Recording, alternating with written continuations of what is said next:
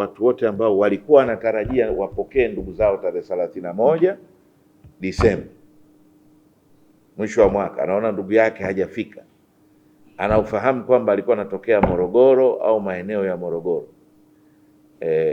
atoe taarifa huko kwao. Alafu mimi nitamuomba mkuu wa mkoa, maana hapa katikati na mikoa mitatu, kwa tuna Morogoro, tuna Pwani, tuna Tanga.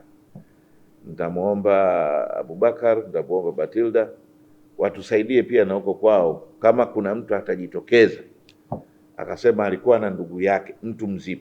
Maana sasa tunajua watoto wale 5 wako na wazazi wao, kwa hiyo we are dealing na kwamba hakuna katika wale wazazi ambao wale watoto. Kwa hiyo ni watu ambao hatuna namna yoyote ya kupata source yao wanatoka wapi. Lakini la pili, kwa sababu ya excessive burns to the body, maana yake ni kwamba hata possibility ya kwamba labda alikuwa na kitambulisho hatuwezi kumkuta nacho, maana yake nacho kitakuwa kimeungua. Kwa hiyo tunapeleka maombi hayo kwa Watanzania wenzetu huko, yoyote ambaye anaona amepotelewa na ndugu ambaye kwa taarifa yake atakuwa amekuja maeneo ya Morogoro, na kwa tarehe zile 31 alikuwa anatarajiwa kuwa arudi nyumbani labda au aelekee huko kikazi au something, basi labda tutatoa namba ya mganga mkuu wa mkoa wa Morogoro, lakini pia ya hospitali hapa, labda makatibu mtatusaidia kuratibu hili, ili akitokea mtu akisema bana, mimi na ndugu yangu, ubaya wake huwezi kusema na kutumia picha wale ndugu yangu anafanana na mimi. There is no way, lazima iwe ni sample. Sasa labda tunachotarajia ni kwamba kwa kawaida sisi tunaposafiri huwa tunapeana taarifa, bana, mimi ndio naondoka hapa saa hizi, sasa ninakuja huko 1 2 3 4. Kwa mara nyingi huwa kuna mawasiliano ya simu. Sasa we'll hope beyond hope, an expectation kwamba anaweza kujitokeza mtu akasema bana, mimi ndugu yangu alisema kwamba amepanda usafiri. Huwa hatuseme mpanda usafiri gani, lakini bana, nakaribia kupanda basi, tutakaribia kuondoka ndio. Kwa hiyo kama hujamuona ndugu yako hapo basi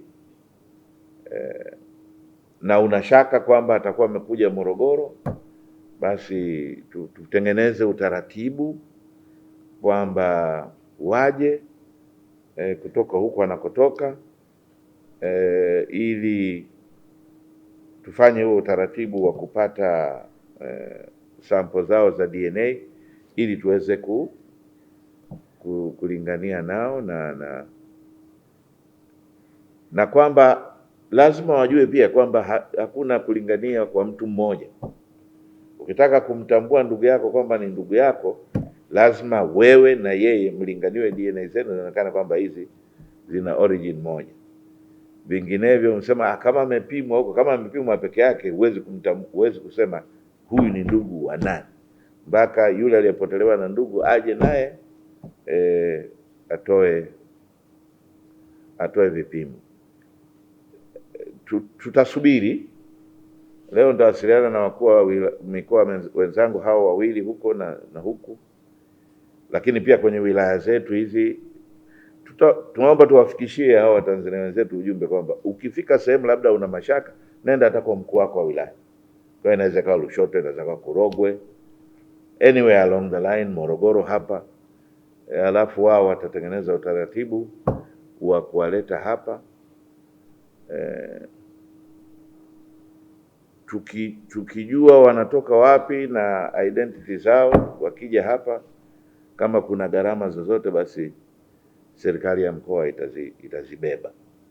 Mpaka siku ya jana tarehe 1 mwezi wa kwanza 2026, wagonjwa wao walikuwa wamepatiwa huduma vizuri, lakini tuliweza kutoa rufaa moja ya mgonjwa mmoja ambaye alikuwa na jeraha kubwa ambalo lilimpelekea sehemu moja ya mguu, kwa tulivyoona anaweza kukosa sehemu ya mguu. Kwa hiyo baada ya kushauriana naye na ndugu, walionaelea ni vyema kwenda kupata msaada zaidi hospitali ya taifa ya Muhimbili, lakini tuliweza kuruhusu wagonjwa 5 baada ya kujiridhisha kwamba hali zao ziko stable na wanaweza kuruhusiwa.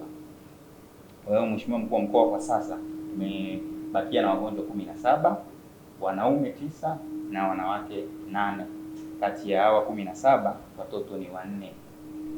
Hali zao zinaendelea vizuri kwa ujumla, japo tuna mgonjwa mmoja ambaye leo tutampatia rufaa ya kwenda Muhimbili kwa sababu ana changamoto ya mvunjiko wa mfupa wa nyonga. Mheshimiwa Mkuu wa Mkoa, kati ya maiti hizi 9, 3 ziliweza kutambulika pasipo na shaka, na 6 kati ya hizi 3 zilizotambulika, 2 ni za kiume, 1 ni ya kike, na hizi 6 zilizobakia zilishindwa kutambulika. Hivyo jana tulipokea ugeni kutoka kwa mkemia mkuu wa serikali kwa ajili ya uchunguzi na utambuzi. Kwa hiyo walikuja wakachukua sampuli kwa ajili ya kuendelea na uchunguzi. Hivyo sampuli zilizochukuliwa ni 6, za kiume zikiwa 4 na za kike zikiwa ni 2.